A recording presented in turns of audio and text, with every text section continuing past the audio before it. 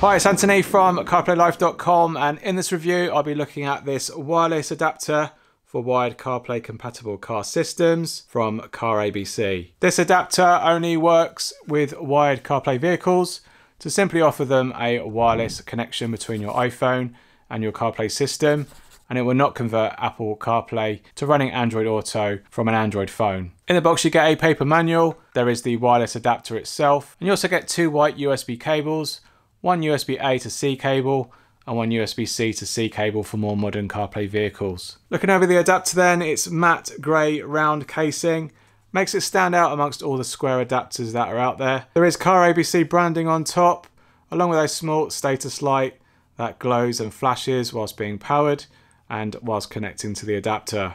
Around the edges is only really one USB port, and that's the USB-C port to power the adapter.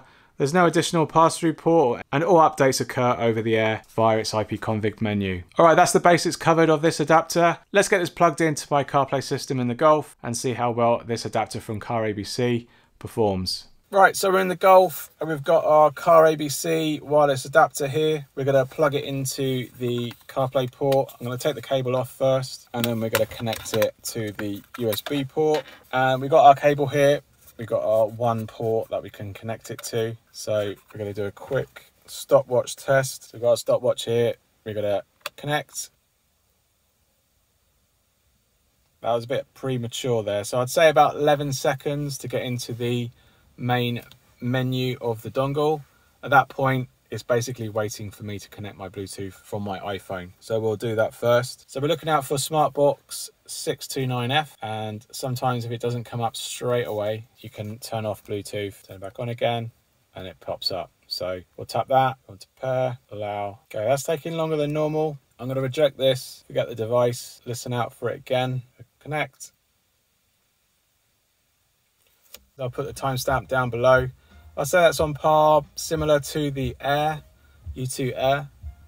We're going to go to the ipconfig menu, and we're in a very similar ipconfig, much more, as one less setting here, but it probably is running an old version. No, it's not. So we're going to do an update to make sure that we're running the latest. Right, so we got to 81%. It now says the software is up to date, so it's not going to show up on the dongle itself. So we do need to completely turn off and turn back on again. So we need to disconnect this. We need to lose our Bluetooth profile that we had originally with it. So we're going to remove SmartBox from our Bluetooth menu, and then we're going to reconnect. And then we're going to get into the main menu system again. We're in there. So once we're in there, we now really need to reconnect to here. And we're in. So now that we're in, I'm just going to do a quick swipey test.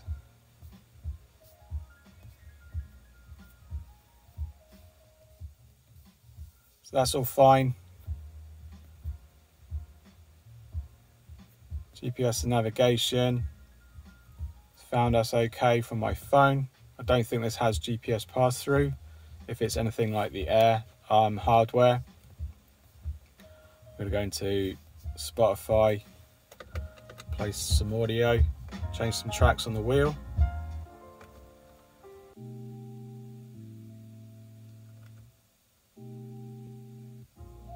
About 2-second delay, which is normal.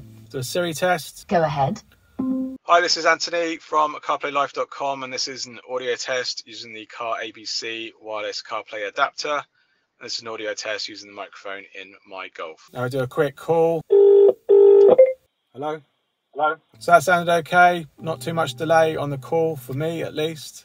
Your experience might vary between different cars. So everything works as you would expect. It's nice and rapid, as with others. The GPS is working through my phone.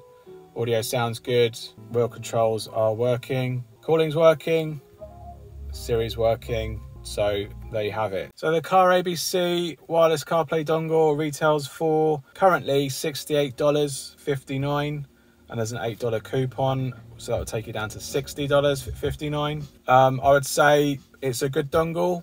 It's got a fairly good speed to it. The one downfall is that it potentially doesn't have GPS pass-through, if that's a very important feature for you, and you stow your phone in your back pocket in a bag, completely out of way from the top of the dash. If you do have your phone on a mount, it's less of a problem, because your phone's got a good enough reach out into the GPS satellites out there, so it can still function normally as you would do if it was if you're out on the street, for example. Also, the IP config menu is quite limited, so if you do run into any constraints with compatibility, such as reboots and things like that, or your car not really detecting it, you have quite a limited IP boot menu, less than, say, Ottocast, which uses the same system. So you just have factory reset, audio streaming modes, and delayed start. So it doesn't really go into too much nitty-gritty in terms of improving the speed or just general compatibility with your vehicles. So bear that in mind, because that is quite an important one. If you've got a CarPlay vehicle that is quite picky with the what wireless dongle it has with it, I would normally recommend an AutoKit based dongle, because it has so much more features that it can come with to tackle those issues. But one thing is, you could just get a cheaper dongle such as this one, and if it works, it works. You don't really have to really jump into these IP config menus unless you've actually got some problems with it.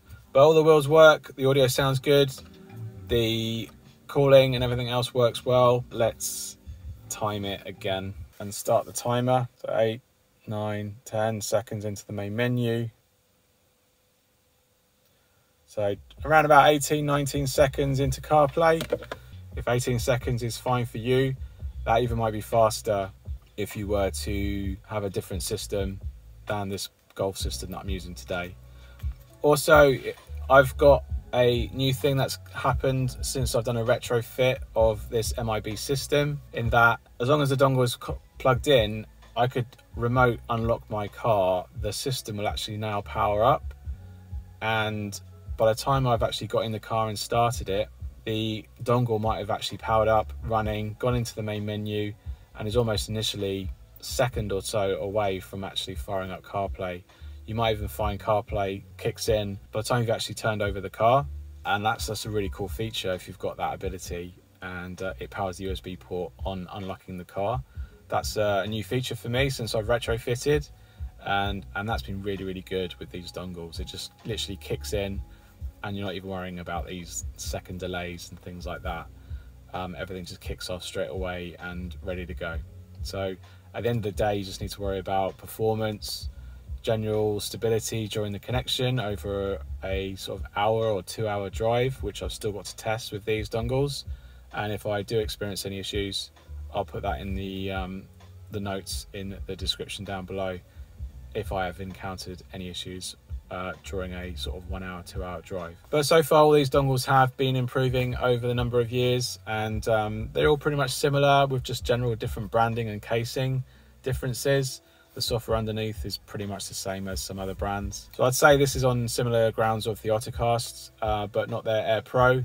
The Air Pro is definitely a lot faster, so they're doing something a little bit different there. Whether it's actually hardware inside that's a little bit faster, it could just be that.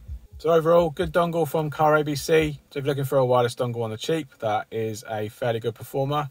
Definitely check this out. All right, thanks for watching, and I hope you found this video helpful. If it has, give us a like down below, and comments always welcome if you have any questions about this wireless CarPlay dongle from Carabc. Thanks for watching, and I'll see you on the next one. Cheers. Bye.